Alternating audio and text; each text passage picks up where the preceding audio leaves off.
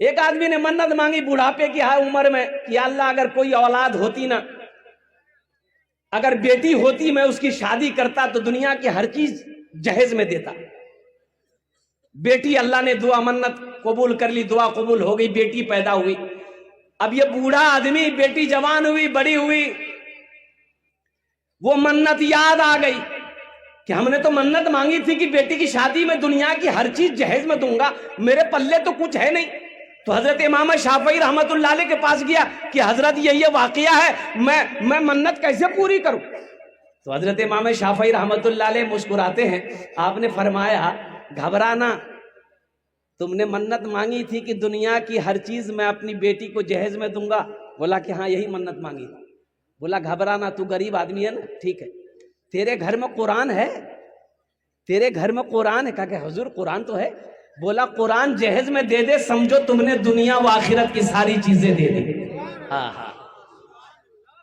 قرآن میں، میرا قرآن میں کیا نہیں ہے؟ ہاں ایک چیز نہیں ہے قرآن میں، ایک چیز نہیں ہے۔ کیا چیز نہیں ہے؟ ایک چیز نہیں ہے، اب وہ جھوٹ نہیں ہے۔ بچوں کو اپنے صاحب ایمان بناؤ، بچوں کو اپنے صاحب ایمان بناؤ، قرآن پڑھاؤ، قرآن پڑھاؤ، سرکار کی سیرت پہ ذرا ان کو چلاؤ، قرآن پڑھاؤ، قرآن پڑھاؤ۔ میں یہ نہیں کہتا انہیں انگلش نہ پڑھانا، ڈی ایم بھی کمشنر بھی انہیں کپتان بنانا، ہاں پہلے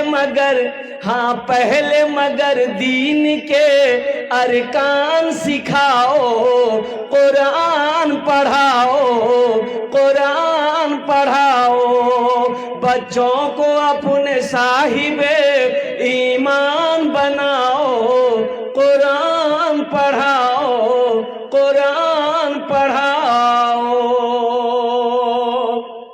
کتنے لوگ تیار ہیں انشاءاللہ اپنے بچوں کو قرآن پڑھانے کا؟ الحمدللہ، الحمدللہ۔ خود بھی پڑھنا ہے، بچے کو بھی پڑھانا ہے، خود بھی پڑھنا ہے، بیوی کو بھی پڑھانا ہے، خود بھی پڑھنا ہے، بہن کو بھی پڑھانا ہے۔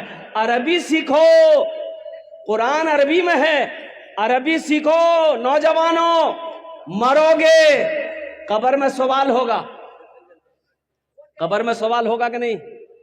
ارے سوال ہوگا کہ نہیں؟ کس میں؟ انگریزی میں؟ نہیں، وہ عربی میں کرے گا، آپ انگریزی میں جواب دیجیے گا۔ سوال ہوگا، اس لیے عربی سیکھو، اپنی بیوی کو بھی سکھاؤ، تاکہ گھر میں جب جھگڑا ہو تو پڑوسی سمجھے دعا ہو رہی ہے۔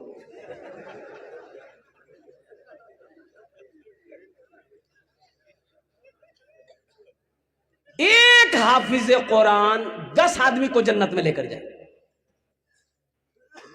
کتنے کو لے کر جائے گا؟ ایک وکیل صاحب نہیں، بڑا بابو، چھوٹا بابو نہیں، ایک حافظ قرآن 10 آدمی کو جنت میں لے کر جائے گا۔ الحمدللہ ثم الحمدللہ۔ کس کو لے کر جائے گا؟ یہ جس کو چاہے گا اس کو لے کر جائے گا، یہ جس کو چاہے گا۔